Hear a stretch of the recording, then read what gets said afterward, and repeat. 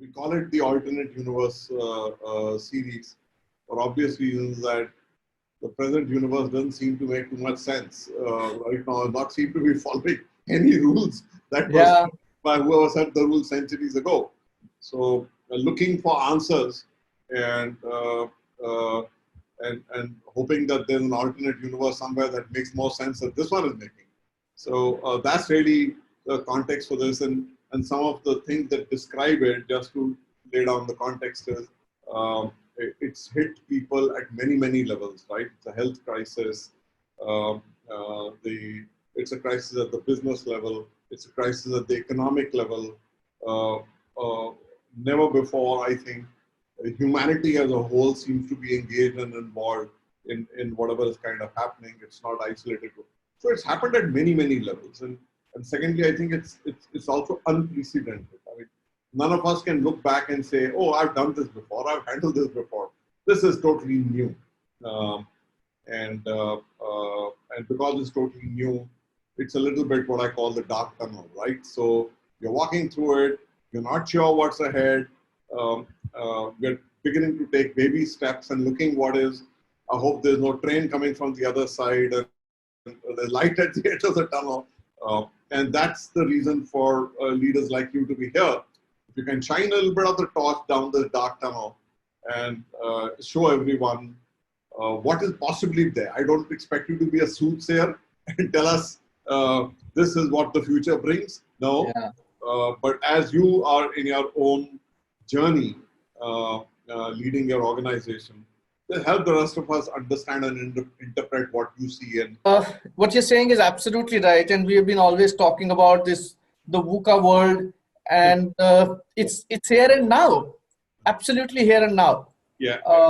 Absolutely unprecedented, unpredictable. I mean, I was saying, one of the most useless investment of 2019 is buying a to-do calendar of 2020. Yes, well said. So we have always known that life is an unpredictable roller coaster. Choice is ours. Do we want to scream out of fear, or do you want to throw up hands and scream with ecstasy? I have noticed that every time there is, any kind of a calamity, any kind of such situation, it has always given a better world. Adversity has been the best teacher for everybody in the world. It is for us. Are we going to be good learners, or we are not? Okay. As I said, digital has been there with us all through. But I have been very happy going to office and calling a team of 20 people and talking to them. And now I realize that yes, it was here.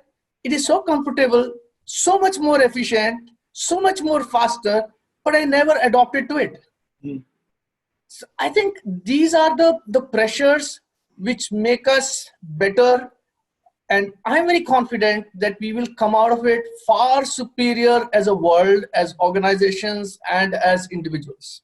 And you have to continuously keep changing, keep on altering what you're doing, and keep responding very fast. So I think this is the time to think on your feet and respond very well. Two questions, Rakesh, that emerge from what you're saying.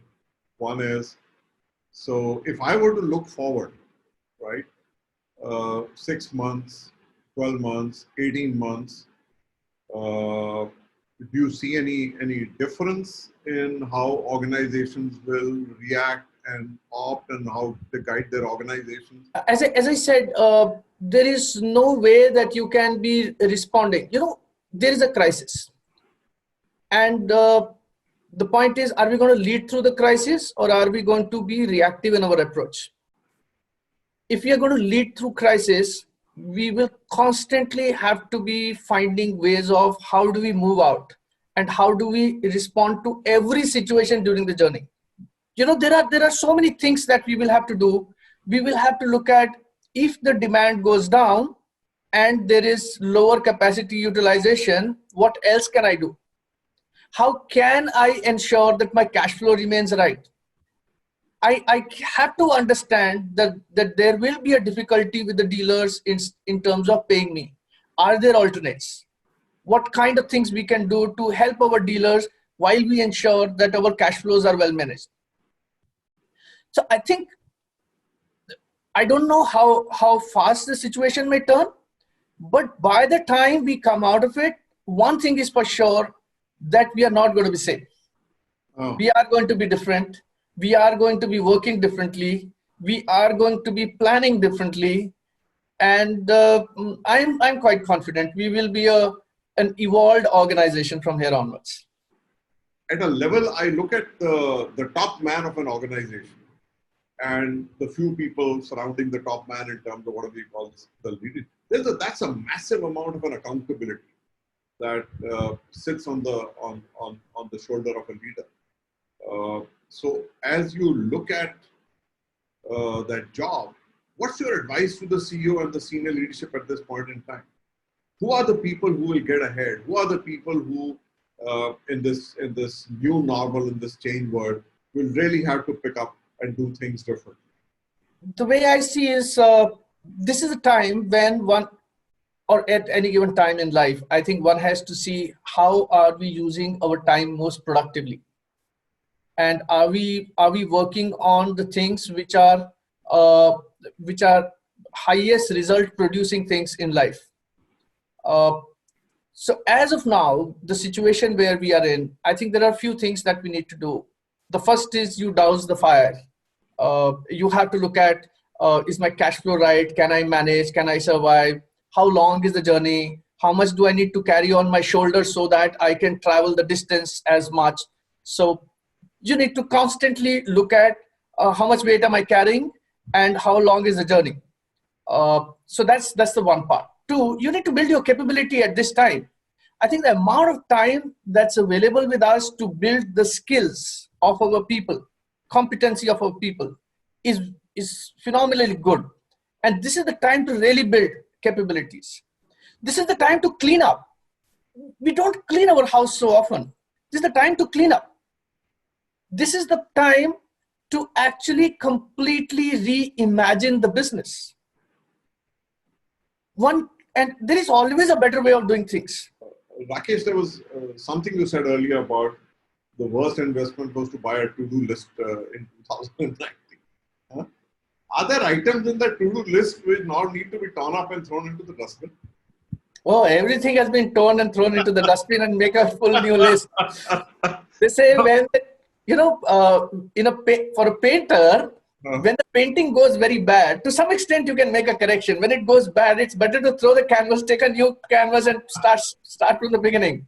That's good advice. So don't try and modify, right? Yeah. Reimagine the organization is what I hear you say. Absolutely. Start from scratch. Right? Yes. So there is nothing linear in this that, okay, there were 10 programs that you had launched. Out of that, 2 let me put aside and these 8 let me move forward. Let's tear up that list and start with a new one. That's what I hear from you, right?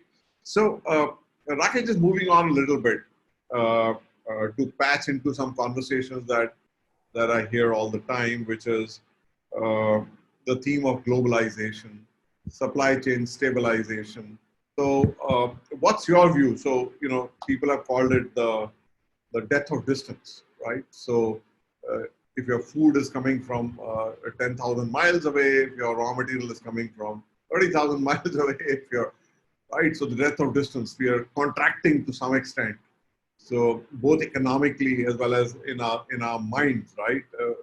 So globalization was never just an economic or commercial phenomena. It was, I think, more than that. It was a collapsing of all of us into a village, right? And it was globalization of talent. It was globalization of research and development. It was globalization of supply chain, manufacturing, and a coming together of minds, right? So it was a lot. And we've invested for centuries to kind of create that reality, right? What do you see going ahead on that theme, and how do you think it's going to impact businesses and economies? Interdependency is a given thing in this world. Everything in nature itself is interdependent. And if that's how Mother Nature is formed, I don't think we can be behaving differently. Okay. So there are things, there are strengths of different geographical regions. There will always be a situation where we will draw upon strengths of each other. Technology is going to continuously bring the distance, make the distances shorter. It is going to happen. I think such kind of things will not completely crash it. Life is, as we said, roller coaster. Things happen. Sometimes we will become more nationalistic, and then we'll become global, then nationalistic, global. uh, it's an ongoing thing. The world keeps on pulsating, but it is not going to crash. uh, it will evolve. But yes, overdoing of anything sometimes can be risky, and over dependence on any one place for any one critical thing can be risky. Therefore, it will be spread out. uh, I don't think anybody is saying that globalization is going to stop. What they're saying is that you cannot be dependent on any single source. Every country is talking about alternate sources, alternate places. So globalization is not going to stop. Over dependence on any one place is likely to get questioned. And that's right also. Anything that gets overdone then tends to find a natural level.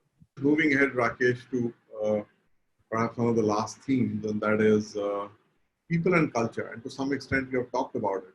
Many organizations have prided themselves in the kind of culture that they have built, right? And I look at culture not narrowly, but again, I look at it reasonably comprehensively, right? It's not embodied necessarily in some value statement only. It's in many, many things, right? So as you try and steer the ship, right, at this point in time, uh, a culture is going to go through a significant change. Uh, and one hears a lot about organizations responding to this crisis. At the end of the day, this is a people crisis for a minute, for God's sakes. I mean, the crisis is because economic activity has stopped. And why the economic? Because you can't go and produce and you can't go and consume. I don't know if there is a slightly simplistic way of putting it, but that's what it is. So I can neither go out and consume nor I can go out and produce. So economic activity is down to whatever it is. So at the end of the day, it's a people crisis. And as organizations make their plans to kind of come out of it, what will happen to this people and culture part? And perhaps to some extent also, what's your advice to the head of HR at this point in time, as this person is on your right side, right? What is your advice to the head of HR at this point in time? So I think the first thing in the culture is that people have to have a very high adaptability, flexibility, and adoption rate. Uh, and that's something that comes over a period of time, how you continuously upskill people and what kind of environment we create so that people are free to talk, people are free to talk their heart out. It's in that environment that you can build that kind of a culture of constant learning, constant high adaptability, adoption. This, I think, is the first thing. The second thing is about thinking differently, thinking on your feet at all time and at all levels. So I think in this, what we're doing here is ensuring, first thing is kill all anxieties. Communicate, and over communicate with people. Ensure that there is a comfort. They know that it is not crisis. They know this is an opportunity to grow and to go ahead. Whenever the landscape changes, the equations change. for any company to go ahead, the best thing is the landscape changes. That's when you can suddenly move ahead. If the landscape doesn't change, it's like, you're on a highway and there is a huge vehicle in front of you. You cannot go ahead of the vehicle. Very difficult. But when the landscape changes, you can move anywhere. So these are the times of opportunity to actually gain, be ahead. And this thinking as a team is what the HR head can actually create. So the fears have to be killed, the anxieties have to be killed. There has to be a confidence amongst people. They have to be encouraged to adapt, adopt, reskill, and be very responsible towards themselves. That's very powerful. So the positive energy, which in itself should be able to empower people. Yeah. So instead of being